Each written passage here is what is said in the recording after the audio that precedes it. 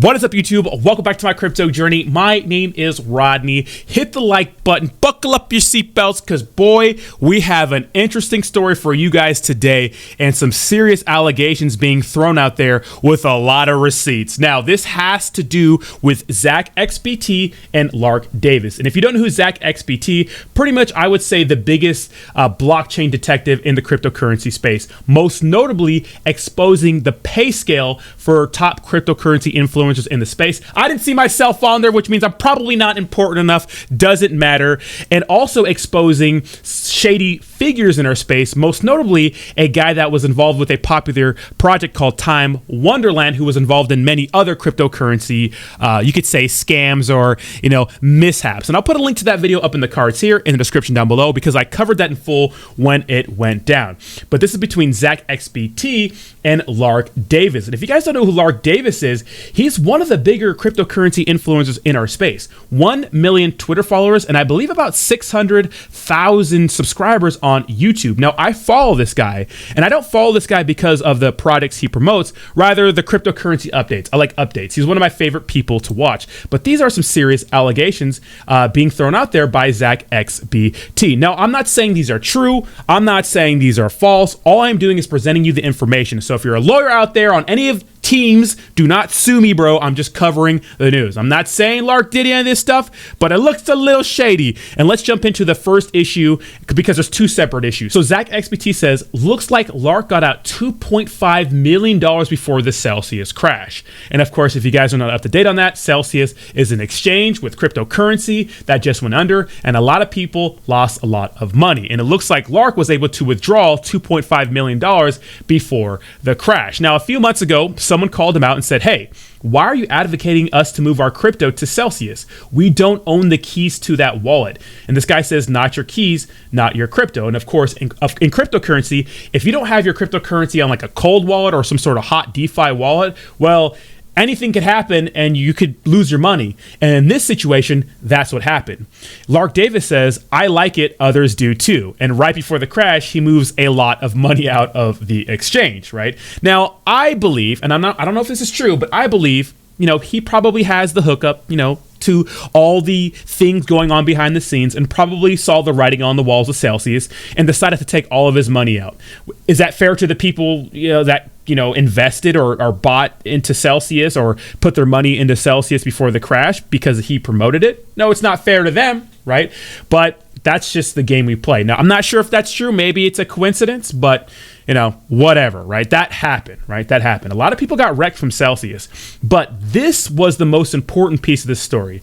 And this has to do with promoting cryptocurrency projects and then dumping them after they launch. Now, check this out. So it says, in case you missed the Crypto Lark thread, XBT says an investigation into how crypto influencer Crypto Lark promotes low cap projects to his audience just to dump on them shortly after. Let's dive in. So this is how Zach XBT says he knows that these are in fact Lark's wallets, right? He says this: before I go over 8 different examples, let me share how I found Lark's wallet through 2 different ways. He says, A, listed as a donation address in an old YouTube video from November 2017. And he says, B, from an NFT Lark tweeted out. So these are Lark's wallets. So this is how he found Lark's wallets, through Lark's own content. So that's how he knows these are Lark's wallets. So this is the first example or accusation of Lark dumping on his community. This is the first example. UMB. February 9th at 4 p.m. UTC, Lark receives 62.5K UMB at launch. On February 9th at 8:16 p.m., Lark makes a tweet about the launch. Over the next few hours, Lark dumps all UMB for over 136K USD. And this is the tweet, right?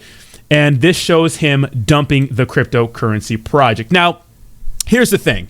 Was, Lark Davis paid to promote these projects? I don't know. No one knows. So here's the thing about all this, and this is why it gets a little, it gets a little shady here, is because when you're paid to promote a project, you're supposed to tell people that it's an ad, right? So people know, like, hey, you're getting paid to promote this project, not because you genuinely like it, but because you're being paid to promote it. Because when people see that, they have 2 different trains of thoughts. If I see someone being paid to promote something, I think to myself, well, they probably don't like the project. They're just promoting it to make money, which is like, who cares? Fine, do your thing. But if I see someone that I trust and I've been following for a long time and I value their opinion, genuinely like something and invest in something, and I'm like, oh, well, they're tweeting about it, they like it, they're smart, I like them, so let me invest in it. For that person to then dump on me, that's when it gets a little, shady. Now, was Lark Davis paid to promote these projects? No one knows. That's just an assumption, right? That's what these people are assuming. Either he got paid and didn't tell anybody, or he, bought these projects fairly, maybe in a pre-sale, made a tweet about it to pump up the price, and then dumped on everyone to make a profit. Either way, it doesn't look good. And there's multiple examples of this. So let's go into the next example. March 1st, 2021 at 4:23 p.m. UTC, Lark receives 96K tokens. March 1st at 10:42, Lark tweets about the project launching in 16 hours. At launch, Lark dumps 24K DAOs over 56K USDs. DAO has since been abandoned by the team since December 2021. So he talks about it. He says, the synthetics of Polkadot is named Shadows. It is going live on Uniswap in about 16 hours, and this was the cryptocurrency project, and then immediately dumps it after. So when people see this, right, and they don't see like hashtag ad, they say, oh, well, he's buying into it, I should too. And then he dumps it immediately after. It seems kind of like pump and dumpy. And there's another example of this, same thing. So March 31st, he talks about this project called ShopX, receives 120K ShopX. On April 1st, he makes a tweet about it. And then meanwhile, on the 2nd, he dumps the project. So in this one, it was for, 435K USD. And there's a few more examples of this, 8 in total. And then at the end of it, I think he makes about $1.2 million. And then Zach says, hey, these are 8 examples, and that's already $1.2 million of low caps dumps.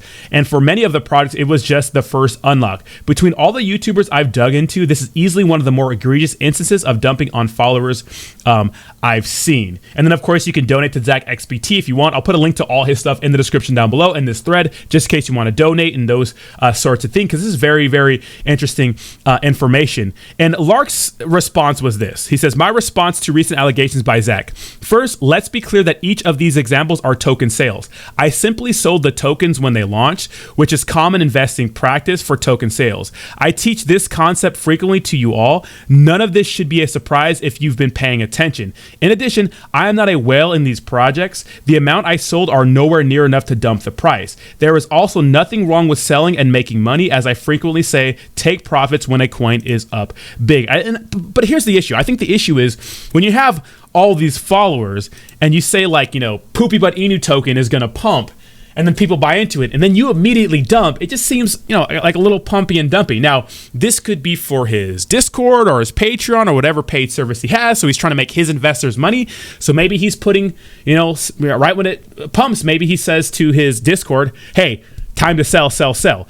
There is a ton of those groups in this space. Then he says, to be clear, I've always disclosed on YouTube when I am invested in a token sale. I also share these opportunities with my followers and subscribers well before the launch. I shared them in pre-launch stage, the same time I purchased the tokens. For the sale in question, I want to be clear that I disclosed that I was an investor when I initially discussed them. I talked about it before the token sale to give you a chance to get on the sale, and I paid for all these coins. I got nothing for free.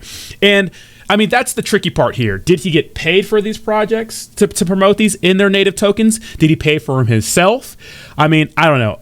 One thing I really learned in this space is that if you're promoting a project, because I've done a ton of promotions too, you can't take their native tokens as a form of payment. You can't, because we know as influencers that most of these products are probably going to dump. 99% of these products are hot garbage. So how do you circumvent feeling bad for a project dumping? Well, you take the payment in USDT, you take it in ETH or some sort of stable coin. So when you make your money from the project, you don't have to dump on the community, right? Because there is value in getting into these, shit coins, let the price run up and then selling them, because that's all they're good for at the end of the day. Most of these products are here for a good time and not a long time. And let's be honest. Some of us out there are savvy investors, right? But most of us who made money during the crypto bull run just got lucky. It was like shooting fish in a barrel. It seemed you could buy anything and make money. And I think that's what happened in this situation. So let me know what you think in the comments down below. Again, I'm not accusing him of doing anything. It just really suspicious. Thank you so much for watching, and I'll talk to you soon. Peace.